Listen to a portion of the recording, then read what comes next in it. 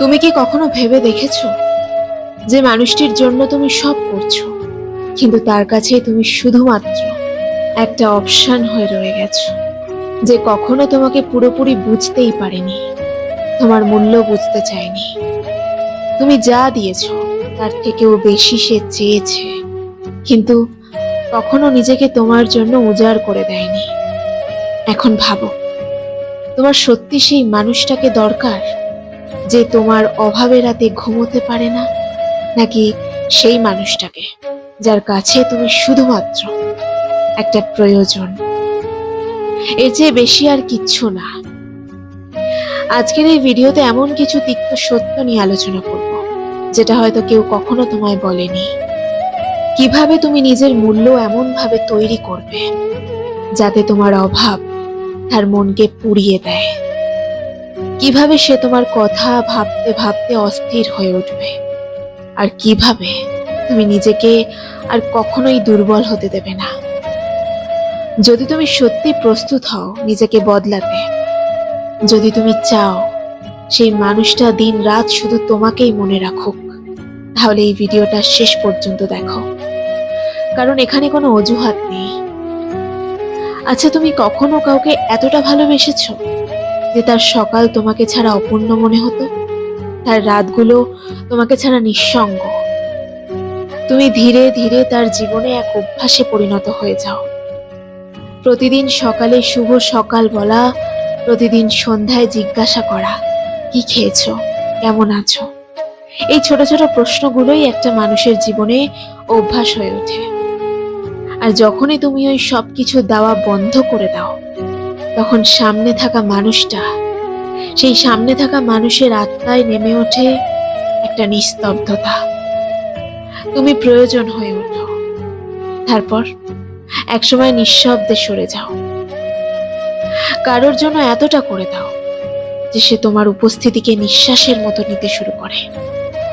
তারপর হঠাৎ করে একদিন নিজেকে তার জীবন থেকে সরিয়ে নাও। না কোনো অভিযোগ, না কোনো তর্ক, শুধু নিঃশব্দে অদৃশ্য হয়ে যাও।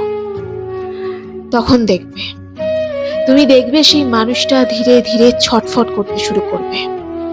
প্রতিটা নোটিফিকেশনে তার হৃদয় কেঁপে উঠবে, প্রত্যেকটা ফোন কল তাকে মনে করিয়ে দেবে, এই বুঝি তুমি। এটা কোনো খেলা না, এটা বাস্তবতা। আসলে মানুষ তখনই তোমার গুরুত্ব বুঝতে শেখে যখন তুমি আর তার কাছে থাকো না। অভাববোধের শুরুটা হয় তখন, যখন সে তার বন্ধু বান্ধবদের হাসতে দেখবে, তখন তার মনে পড়বে তোমার কথাগুলো। যখন সে কোনো গানে ডুবে যাবে, তখন তার মনে ঘুরবে শুধুমাত্র তোমার স্মৃতিগুলো।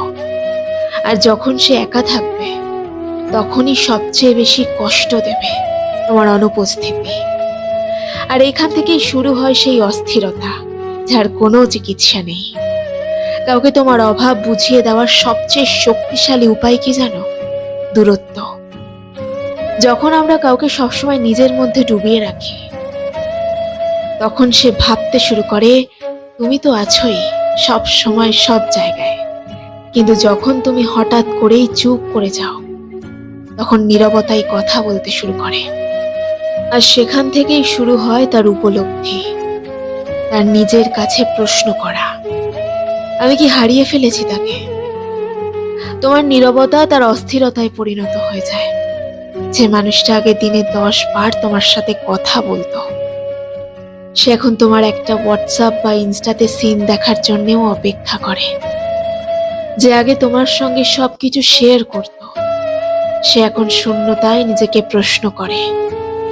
তুমি যখন ছিলে তখন সে তোমার মূল্য বোঝেনি, এখন তুমি নেই, সে প্রতিটা মুহূর্ত অনুভব করছে যখন তুমি তাকে সময় দিতে। সম্পর্কের সবচেয়ে বিপজ্জনক জায়গাটা হলো অতিরিক্ত সহজলভ্যতা। আসলে তুমি যদি সবসময় তার জন্য থাকো, সে সেটাকে অভ্যাসে পরিণত করে নেয়। তারপর সেই অভ্যাসটাকে মনে করে প্রয়োজন, আর সেই প্রয়োজনটাকে ভাবতে শুরু করে অধিকার। মনোবিজ্ঞানীরা তাই বলেন, তোমার আবেগ নিয়ন্ত্রণে রাখো। তুমি যদি সব সময় কাউকে পাওয়ার জন্য নিজেকে সহজ করে দাও, সে কখনোই তোমাকে মিস করবে না।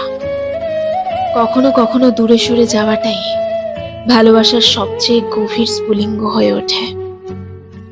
যখন তুমি দূরত্ব তৈরি করো, তখন সামনের মানুষটা ভাবতে শুরু করে, তাহলে আমাকে আর তার প্রয়োজন নেই। এই প্রশ্নটাই ধীরে ধীরে তাকে ভেতর থেকে খেয়ে ফেলতে থাকে। সে তোমার পুরনো মেসেজ পড়ে, পুরনো চ্যাটে তোমার হাসি খোঁজে। সে ঘুমোতে যাওয়ার সময়ও জেগে থাকে, শুধু এই ভেবে যে যদি সে একবার ফিরে আসতো। কিন্তু তুমি আর ফেরো না, কারণ এখন তুমি স্ট্রং হয়ে গেছো। এখন তুমি নিজের মূল্য জানো। তুমি জানো কেউ তোমার গুরুত্ব তখনই বুঝবে যখন তুমি কিছুটা নিজেকে দূরে সরিয়ে নেবে।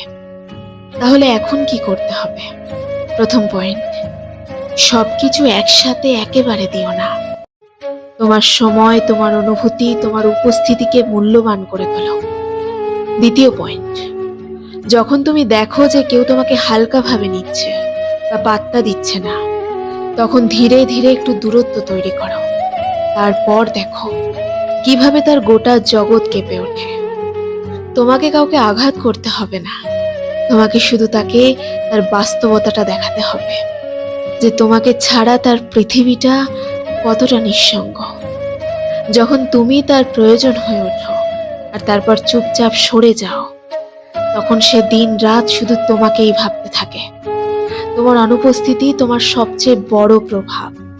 তুমি কি কখনো ভেবে দেখেছো কোনো মানুষের চোখে চোখ রাখার আগে তোমার নিজের আত্মার কত গভীরে নামতে হয়? পৃথিবী আজ খুব দ্রুত ছুটছে, প্রত্যেকেই নিজের কথা চিৎকার করে বলছে, কিন্তু সেই মানুষটাই আসল, যে নিঃশব্দ থেকেও নিজের প্রভাব ফেলতে পারে। আজকের এই কথা শুধুমাত্র সম্পর্ক নিয়ে নয়, এটা তোমার ব্যক্তিত্ব নিয়েও। যখন তুমি নিজের মধ্যে এতটা গভীরতা তৈরি করো যে কেউ তোমার পরিধিটাও মাপতে না পারে, তখনই তুমি তার মনে জায়গা করে নিও। তুমি চিৎকার করো না, তবুও সবাই তোমার কথা শোনে। নিজের ওপর এতটা কাজ করো যাতে তোমার শান্তি অন্যদের অস্থিরতা হয়ে দাঁড়ায়। এর মানে কি? মানে তুমি এতটাই স্থির, এতটাই শান্ত, এতটাই গভীর হও যে সামনের মানুষটা নিজের ভেতরেই তোলপাড় অনুভব করে। একটা কথা মনে রেখো, শান্তির উপস্থিতি তুফানের অনুপস্থিতির চেয়েও শক্তিশালী হয়। যখন তোমার উপস্থিতি এক ধরনের নীরব শান্তি হয়ে ওঠে, তখন মানুষ তোমার পাশে বসেই নিজেকে ভালো লাগতে শুরু করে। আর যখন তুমি পাশে থাকো না, তখন মানুষ নিজের কাছেই ভয় পেতে শুরু করে। কিন্তু কেন? কারণ তারা তোমার মতো গভীরতা কোথাও খুঁজে পায় না। গভীরতা এমন কিছু নয় যেটা দেখানো যায়, ওটা শুধুমাত্র অনুভব করানো যায়। তোমাকে ঘন্টার পর ঘন্টা কথা বলার দরকার হয় না। তোমার একবার তাকানো, একটুখানি রিপ্লাই কিংবা একটা শান্ত হাসি, এগুলোই যথেষ্ট কাউকে ভেতর থেকে কাঁপিয়ে তোলার জন্য। কারণ যখন মানুষ নিজেকে হারিয়ে ফেলে, তখন সে সেই মানুষটাকেই খোঁজে যে নিজেই নিজের মধ্যে পূর্ণ। আসলে কি বলতো, গভীরতা শুরু হয় আত্মনিয়ন্ত্রণ থেকে।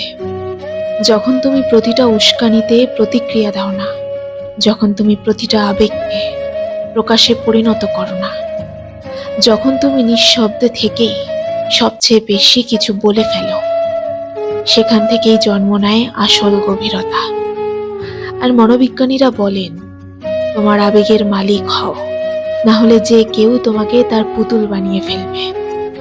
গভীরতার প্রভাব সম্পর্কেও বলেন, যখন তুমি তোমার সঙ্গীর সঙ্গে থাকো, তখন সে নিজেকে বোঝে।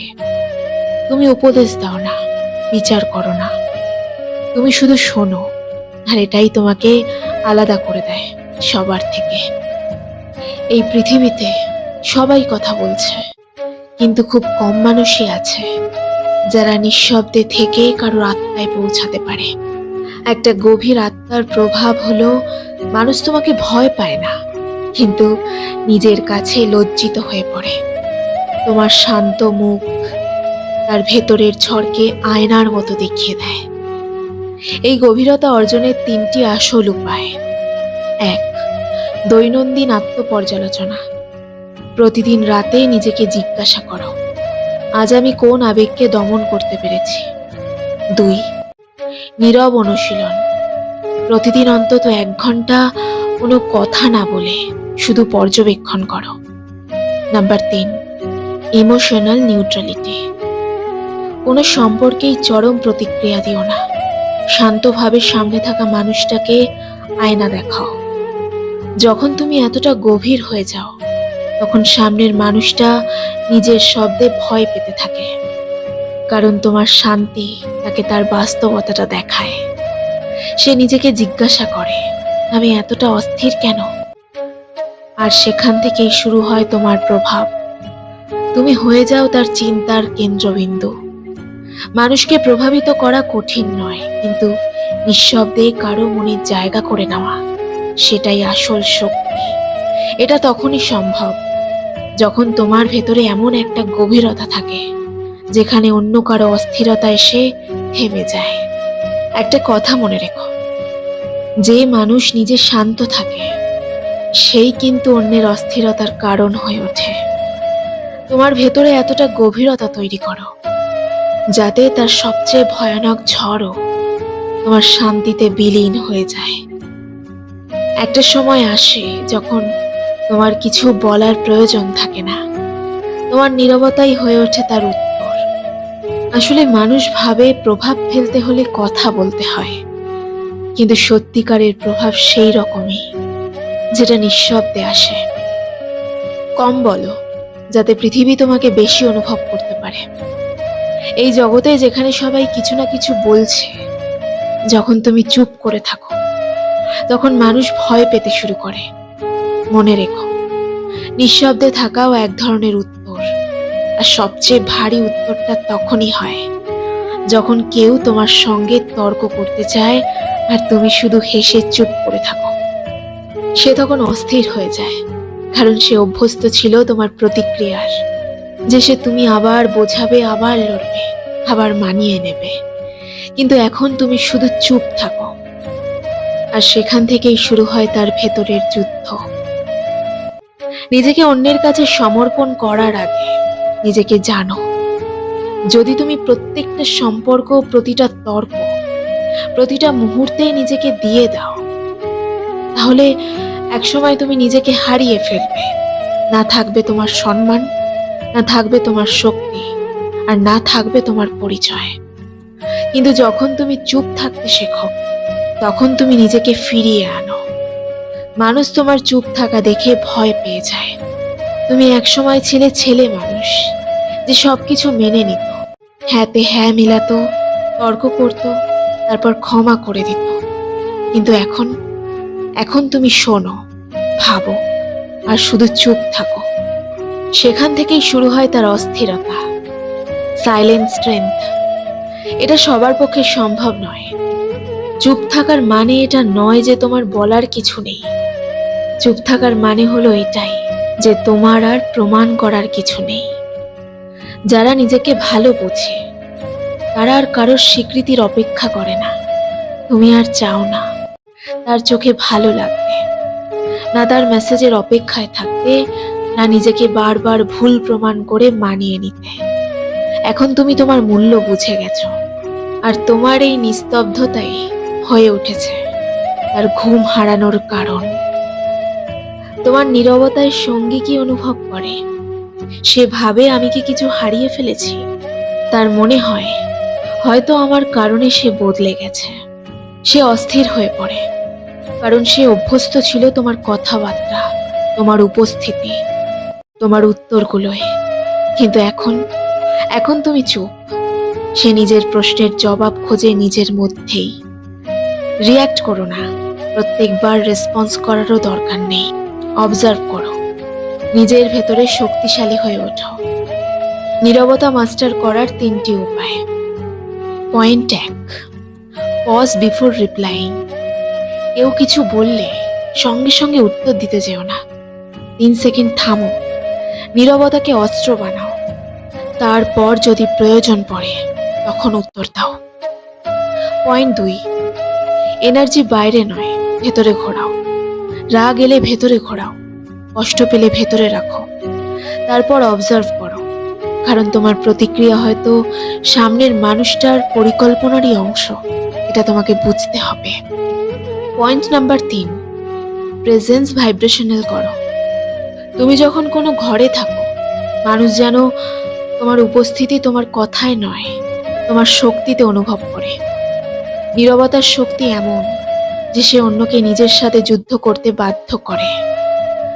যখন তুমি চুপ থাকো, তখন সামনে থাকা মানুষটা প্রথমবার নিজের কাছে প্রশ্ন করে, আমি এমন কি করেছি যে সে এখনো চুপ আছে? আমি কি তার সীমা পেরিয়ে গেছি? সে কি আর ফিরে আসবে না? সেখান থেকেই শুরু হয় তার অস্থিরতা, আর তোমার মূল্য ছুঁয়ে ফেলে তার আকাশ। প্রত্যেক প্রশ্নের উত্তর দিতে হয় না, প্রত্যেক তর্কে জিততে হবে এমনটা তো নয়। প্রত্যেকবার নিজেকে প্রমাণ করাটা আসলে দুর্বলতা। আসলে শক্তি তার মধ্যেই থাকে, যে নিঃশব্দেই সবকিছু বলে ফেলে। ভেতর থেকে এতটা শক্তিশালী হয়ে ওঠো যাতে বাইরের কিছুই তোমাকে নড়াতে না পারে।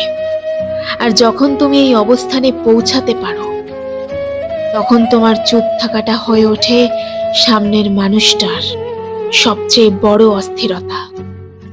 এখন তুমি কিছুই বলো না, আর সেটাই সবচেয়ে বেশি কষ্ট দেয়। তাই চুপ থাকতে শেখো, কারণ সেখান থেকেই শুরু হয় তোমার আসল শক্তি আর তার নিদ্রাহীন রাত। একটা কথা মনে রেখো, ভালো থাকাটা হলো ক্ষমতা, আর ভালো রাখাটা হলো যোগ্যতা। যদি তুমি নিজেকে ভালো রাখতে পারো, তাহলে এটা তোমার দক্ষতা, এটা তোমার ক্ষমতা।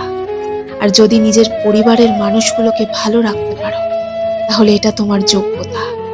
আর এই পৃথিবীতে একজন মানুষের কতটা সম্মান, সেটা নির্ভর করে তার যোগ্যতার উপরে। কারণ আজকাল মানুষ যোগ্যতা দেখেই সম্মান বিচার করে, পোশাক দেখে মানুষ যাচাই করে। যদিও আমি তোমাকে বলেছি যে অন্যের সামনে নিজেকে প্রমাণ করার কোনো প্রয়োজন নেই, কিন্তু এটা মাথায় রেখো যে মানুষ তোমার যোগ্যতা দেখে ক্ষমতা বিচার করে, তোমার অবস্থান দেখে তোমাকে সম্মান করে। সুতরাং এখন তুমি নিজেও এটা জানো যে তোমার কি করা উচিত। যদি চাও মানুষ তোমাকে শ্রদ্ধা করুক, যদি চাও পরগুলো আপন বলে দাবি করুক, যদি চাও মানুষ তোমাকে ভালোবাসুক, সম্মান করুক, তাহলে তুমি নিজেও জানো যে তোমার কি করা উচিত। তবে একটা কথা মনে রেখো, সময় পৃথিবীর সব থেকে বড় অ্যাসেট, এই পৃথিবীর সব থেকে বড় সম্পদ। আর সময়কে আমরা কেউ দেখতে পাই না, কিন্তু সময় আমাদেরকে অনেক কিছু দেখিয়ে দেয়। সময়ের অপচয় রাজাকেও ভিখারি বানিয়ে দেয়, আর সময়ের সঠিক ব্যবহারও ভিখারিকে রাজার দরজা দেয়। এখন এটা তোমার সিদ্ধান্ত, তবে কখনো অন্যের জন্য নিজেকে বদলাতে চেও না। নিজের পরিবর্তনটা নিজের জন্য হওয়া উচিত, কারণ তোমার পরিবর্তনের ফলে তোমাকে অ্যাকসেপ্ট করা মানুষগুলো তোমার খারাপ সময়ের সঙ্গ দেবে না, তোমার খারাপ সময় তোমার পাশে থাকবে না। তাই অন্যের জন্য নিজেকে পরিবর্তন করতে যেও না। যদি সত্যি সে বা তারা তোমার আপন হয়, তাহলে যে কোনো পরিস্থিতিতেই তোমাকে অ্যাকসেপ্ট করবে, তোমার মূল্যটা বুঝবে। আর আমি তো বলবো, নিজের ভালো রাখার দায়িত্বটা নিজেই নিতে শুরু করো। কারণ যখন মানুষ এটা বুঝে যায় যে তুমি কারোর ওপর অনেক বেশি নির্ভরশীল হয়ে গেছো, তখন অবহেলার মাত্রাটা প্রচুর পরিমাণে বেড়ে যায়, অসম্মানের মাত্রাটা প্রচুর পরিমাণে বেড়ে যায়, অপমানের প্রবণতা বেড়ে যায়। সময় যতই এগোবে ততই এটা বুঝতে পারবে, এই পৃথিবীতে কেউ কারণ নয়, সবাই নিজের লড়াইটা লড়ছে। কেউ তোমার জন্য 1 ইঞ্চি জায়গাও ছাড় দেবে না। তোমাকে তোমার জায়গাটা নিজেই তৈরি করে নিতে হবে। কিছু অভ্যাস নিজের মধ্যে তৈরি করাটা প্রয়োজন, কিছু অভ্যাস নিজের মধ্যে গড়ে ওঠাটা প্রয়োজন। যেমন ধরো, যদি কেউ দোষ করে আর সেটা যদি তোমার ক্ষমার অযোগ্য না হয়, তাহলে তাকে ক্ষমা করে দাও। আর যদি তুমি কোথাও দোষ করো, তাহলে ক্ষমা চেয়ে নাও। কারণ যে দোষ করে ক্ষমা চায় সে খুবই সাহসী, যে প্রতিশোধ না নিয়েই ক্ষমা করে দেয় সে খুব শক্তিশালী, আর যে সব ভুলে যায় সে মহা সুখী। তাই তো তোমাকে বলি যে ভুলে যাওয়ার মতো সুন্দরতম অভ্যাস এই পৃথিবীতে দ্বিতীয় কিছু আছে কিনা আমার জানা নেই। সেটা তোমার জীবনকে সুন্দর করতে সাহায্য করবে এটা তোমার জীবনে পরিবর্তন আনতে সাহায্য করবে। এটা তোমাকে আর 10টা মানুষের থেকে আলাদা করবে। সর্বোপরি দুঃখময় পৃথিবীতে তুমি একজন সুখী মানুষ হয়ে উঠবে। একটা কথা মনে রেখো, আমাদের জীবনটা কেমন হবে এটা যতটা পরিকল্পনার ওপরে নির্ভর করে, তার থেকেও বেশি পরিস্থিতির ওপরে নির্ভর করে। কারণ পরিস্থিতি আমাদেরকে এমন কিছু জায়গায় দাঁড় করিয়ে দেয় যেখান থেকে পরিকল্পনা বৃথা বলে মনে হয়। আর এটা তো সত্য, এ বিষয়ে তো কোনো সন্দেহ নেই যে মানব জীবন আনস্ক্রিপ্টেড। এখনকার বেশিরভাগ জিনিসই আমাদের পরিকল্পনা অনুযায়ী হয় না। আমরা কি ভাবছি সেটার উপরে সবকিছু নির্ভর করে না। তুমি কত বয়স অবধি পড়তে পারবে, তুমি কত উপার্জন করতে পারবে, এই সবকিছু পরিস্থিতির ওপরে নির্ভর করে। আর পরিস্থিতি ভালোও হতে পারে, খারাপও হতে পারে। তবে যখন খারাপ হবে তখন ভয় পেও না, কারণ যে কোনো পরিস্থিতি পরিবর্তনশীল। যদি তুমি সাহসী হয়ে ওঠো, যদি তুমি সাহসিকতার পরিচয় দিয়ে থাকো, আর নিঃসন্দেহে তোমার মধ্যে সেই ক্ষমতা আছে, যতটা ক্ষমতা তোমার জীবন সুন্দর করার জন্য প্রয়োজন। আর সেই ক্ষমতা যাচাই করার জন্য খারাপ পরিস্থিতি আসাটাও প্রয়োজন। আসলে পৃথিবীর সবচেয়ে বড় প্রবলেমটা হলো মানুষ নিজেকে কন্ট্রোল করতে পারে না। এটা পৃথিবীর সবচেয়ে বড় প্রবলেম। তুমি তোমার নিজেকে নিয়ন্ত্রণ করা শেখো। অপ্রয়োজনীয় কথা বলা থেকে তোমার নিজেকে তুমি রক্ষা করো। আবারও বলছি, তোমার যদি মনে হয় তোমার সামনের মানুষটা, তোমার কাছের মানুষটা তোমাকে শুধু তার প্রয়োজনেই ব্যবহার করছে, তাহলে নিঃশব্দে তার থেকে দূরত্ব বাড়িয়ে নাও। তবেই সে তোমার মূল্য বুঝতে পারবে, তোমার গুরুত্ব বুঝতে পারবে। তাই তোমার মূল্যটা তাকে বুঝিয়ে দেওয়ার জন্য নীরবতাই একমাত্র শক্তি, নীরবতাই একমাত্র উপায়। তাই এটাকে সঠিক জায়গায় ব্যবহার করতে শেখো। হ্যালো বন্ধুরা, আমি রিম্পা আছি তোমাদের সাথে। আশা করি ভিডিওটি ভালো লেগেছে। যদি ভালো লাগে তাহলে একটা লাইক দিয়ে কমেন্টে জানাও তোমাদের বক্তব্য। এইরকম আরো নতুন নতুন ভিডিও পেতে আমার সাথে যুক্ত হয়ে যাও। এই ভিডিওটি শেষ পর্যন্ত দেখার জন্য তোমাদের অনেক অনেক ধন্যবাদ।